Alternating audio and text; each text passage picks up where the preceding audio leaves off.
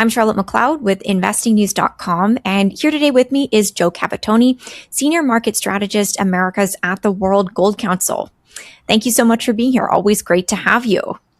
Thanks for having me back, Charlotte. I enjoy this time with you. Well, always great to have you here. And of course, the World Gold Council has just released its latest demand trends report, so we're going to get into that. But before we do, let's catch up on what's happening with the price. We last spoke back in April, and since then, we've seen the metal continue to trend downward. I wonder if you can go into the main factors you see weighing on the price right now.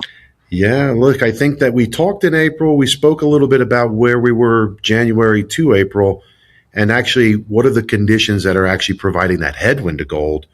And I think that most of that has continued to persist. Now, what I think is actually quite interesting about the price is that it's showing signs of resilience, firmly holding up around the 4,000 price level. And arguably, like we talked about in April, maybe that 5,400 was a little premature. But right now, I think that investors, particularly on the Western front, are looking at what conditions might be developing around interest rates, what's coming out of the Fed. I'm sure we can talk a little bit about that. And that's actually curtailed the demand that we saw so strong early in the year and in the tail end of last year that was reacting to geopolitical signals and messaging coming out of the administration. So I think that's what's played out. But again, the resilience is what I think is important. While you highlight the fact we've trended a bit lower, the resilience is key to me. I think that is a great takeaway on what we've seen from gold in the last few months. And you're right. I did want to go into what's happening with the Fed. So we saw rates were left unchanged at the latest Fed meeting. But of course, when it comes to the Fed, everybody is always looking to read between the lines. So I wonder, when you look at that meeting, what were your key takeaways? Well, I think they're looking pretty intently at the key tenets and the key factors that make them move in terms of their activities around the market. And I think they're looking at the jobs reports and they're thinking things aren't looking as bad in terms of employment levels, but they're looking at this condition of inflation that continues to persist, bubble up and cool off, and actually being impacted by conditions that are out of their control, like the conflict we have in the Middle East, the price of oil, and the conditions that are kind of developing around that. So when I look at what happened in this last FOMC report and actually what the Fed has just done, I don't get bothered. And maybe I'm a little bit more less interested in trying to guess and be told the signals of what they're looking to potentially do. And I just let the markets tell me where rates should be, what the lending levels should be, where markets will go over time. And I'm holding out and thinking about what we'll see coming out of the Jackson Hole meetings that'll take place in September. That's not far off from where we are. And that's traditionally where you would get a more longer term signal from the Fed. So we heard from the Fed this month. We've heard that they're holding rates. Let's see how new Chairman Warsh behaves and what comes out of the Jackson Hole reports. Because again, these conditions of inflation are a consequence of conditions that have developed geopolitically. And we need to see really where things are going to go from an economic growth perspective. I think that's one trend that I'm seeing develop after this Fed meeting is that people are looking toward Jackson Hole, and that's maybe when we get a clearer picture there. One of the questions I'm seeing from investors right now when it comes to gold and the gold price is, all right, we can accept that we're in this lower range. It is resilient, but what could be the catalyst that breaks it out into its next higher? And I think the World Gold Council addresses that in the mid-year outlook, essentially saying, yes, we can have that happen, but we need a clear catalyst. So I'm wondering if you can go into that a little bit. Yeah. So rates right now are a catalyst that I don't think are going to be favorable for breaking gold out, particularly when it comes to Western markets.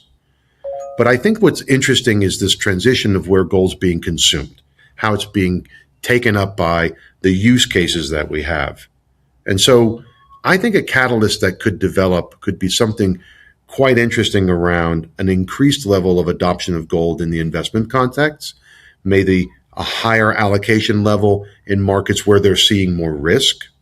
But also, I think the other element that would be interesting for us to see is maybe a shift in the political landscape in the markets like the US, where maybe the Republican Party loses some level of control over House, Senate, And actually, you end up in a condition where maybe geopolitical risks flare up higher because an administration needs to be maybe more aggressive to get changes made and policies implemented or conditions of trade negotiated.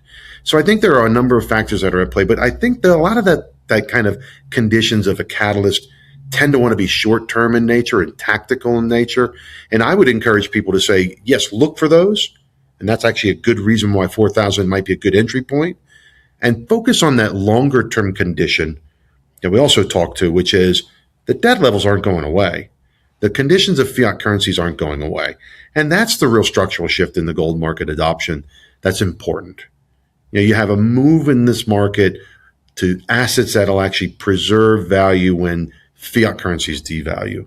And I think that's going to keep people in the game with gold and keep gold relevant in the discussions around continued allocations.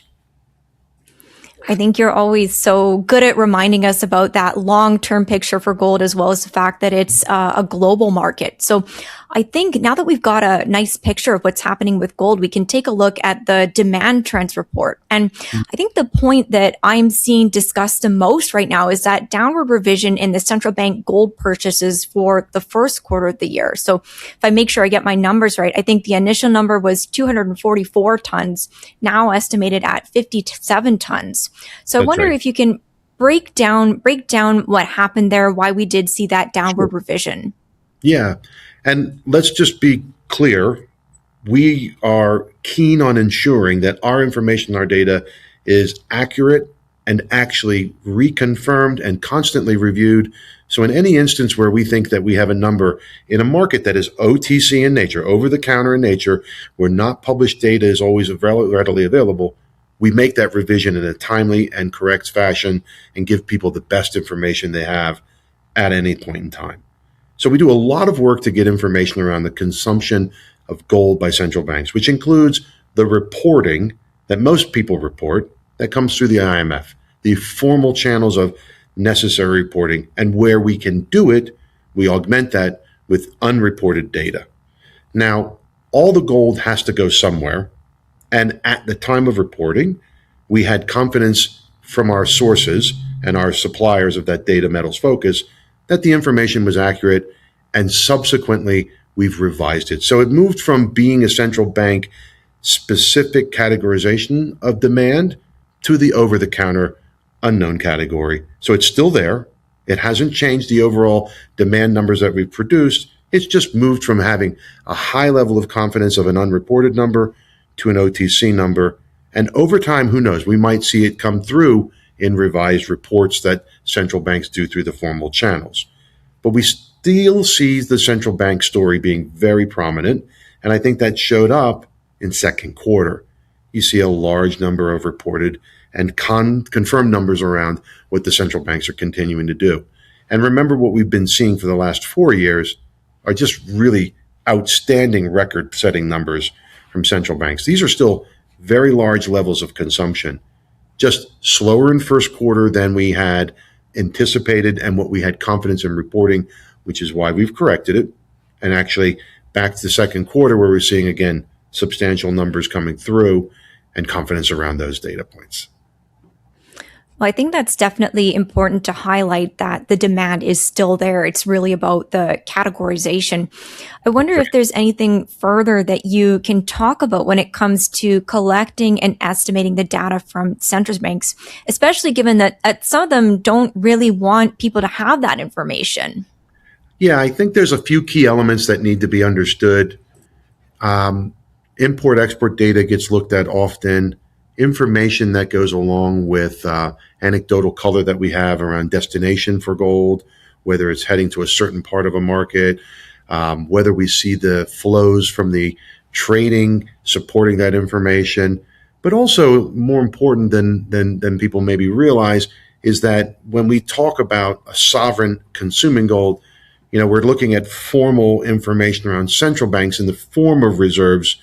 But if a sovereign wealth fund picks up some gold, maybe it needs clarification, or maybe that might be a leading condition to say, hey, maybe that's not central banks in the form of reserve, maybe it's more of an investment. So there's a lot of interesting kind of things that we kind of comb over regularly and ongoing. just to make sure that we're giving accurate information. But again, like you've said, and I've said, the demand's still there. It's just sitting today as part of an OTC number. When we find that home and we can validate that where it needs to go, we'll put it there, whether it's investment or a central bank reserve or a sovereign wealth fund, we'll get it to where it needs to get to. But the number's still accurate. So as you mentioned as well, the Q2 number for central bank gold demand is looking much better than that revised Q1 number. I wonder if you can talk about that a little bit more and about the long-term trend for central bank demand, because I think as we know for the current bull market, that's been such a key part of the underlying demand story that we hear about and part of what's been driving the price to these higher levels. Yeah. So I think the story remains the same. And, we've had a couple of laughs around that kind of expression. And it's interesting because it remains to be a story of emerging market central banks being the leader in terms of the consumption level. Poland happens to be year to date the largest consumer of gold in central bank reserves. But you also have a lot of activity with Uzbekistan, Kazakhstan, Ghana, other central banks, and other emerging markets continuing to be a contributor to the overall demand profile. But that emerging market central bank story remains very, very pronounced. And again, looking at viable complements to the fiat currency that they hold and their concerns around being too dependent on one or two fiat currencies, that story remains the same. We had our annual survey report that we released in June of this year, and actually that report continues to signal reliance on independent assets with no credit risk like gold, needing liquidity, looking at inflationary concerns on the home front, looking at managing their current accounts effectively, and ultimately looking at something that is a little bit removed from sanction risk or risk of seizure. So I think that those elements remain very high on the list of key components of an asset like gold, and that's why I think it continues to remain a very, very likely choice for reserve assets.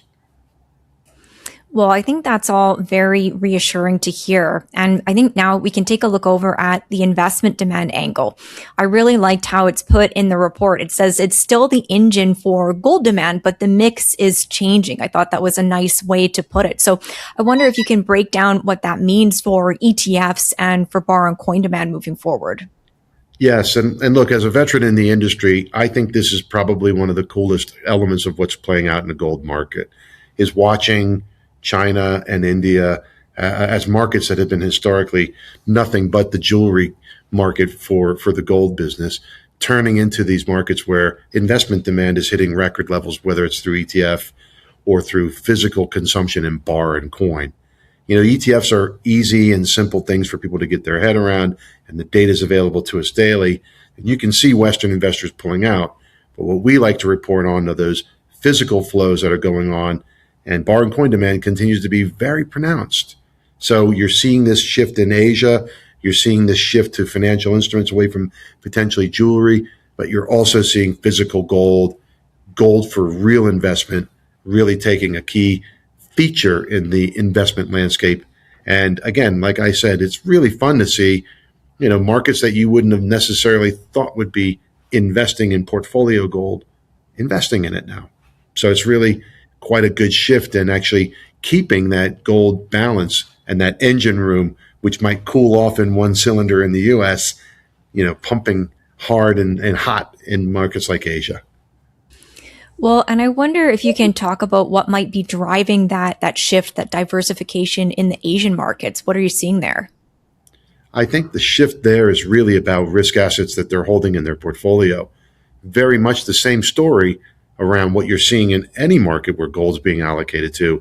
That's risk diversification and that ability to have gold correlate the right way when risk assets are under pressure. Just look at the China market as an example. It's a good example where equities are performing and maybe struggling, and having that diversifier really helps. I think that makes a lot of sense. And maybe we take a look over at jewelry demand as well. It sounds like even though we've got a bit of a lower gold price since the start of the year, it is weighing on purchases. It's high enough to cause people to maybe buy less gold. Are there any nuances that you think we should notice? Yeah, this is really probably one of the most interesting components here. The price for gold spiking so high early in the year would have made us think that jewelry demand would have slowed a lot faster, but it hasn't. It's actually definitely been slowing, and I'm not trying to, you know, paint that picture any other way in tonnage terms. But here's the real nuanced thing that I think people need to appreciate. Monies being spent are still hitting record levels. And that's actually really interesting. So the hand is going in the pocket, the hand is spending the money. It's just, it can't afford more gold. It's affording less gold because of the higher prices. But again, this is a market where some of that demand is shifting to financial instruments, bars and coins and physical gold or instruments like ETFs. But also, more money continues to be spent. So it's more money chasing less tonnage because these prices are higher. And I think as well, we'll probably talk a little bit about the supply side, but the recycling numbers still remain lower than maybe one would have expected to see based on historical performance when prices get high. So people aren't cashing out of their jewelry as much as maybe we would have thought. We're entering the end of summer and into the fall where this is a time to watch the jewelry space. Fabricators and jewelers start to accumulate inventories going into the fall because of auspicious times of the year. So I think third quarter, the jewelry number will be interesting to see. And I like the fact that we're seeing monies and dollars being spent still hitting record levels.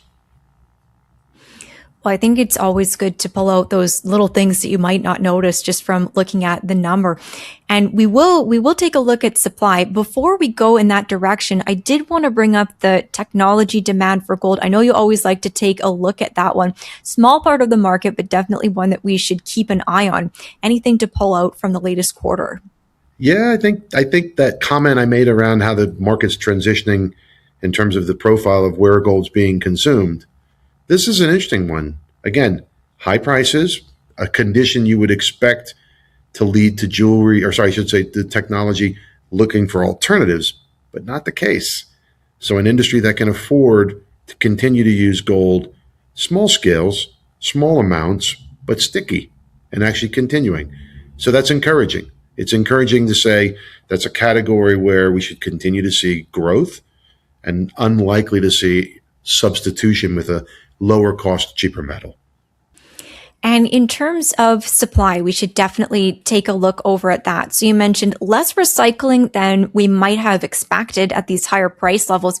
What about mine supply as well? I know it's in the mining industry, even when prices are so elevated, miners can't just turn on the tap quickly and send out more gold. So what would you pull out on the supply side that we should notice?